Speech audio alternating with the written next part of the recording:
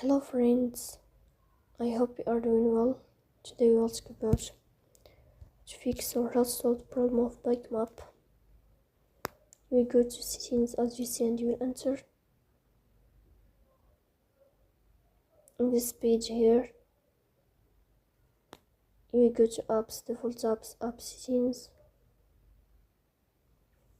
On above you will search about BikeMap and you will click here.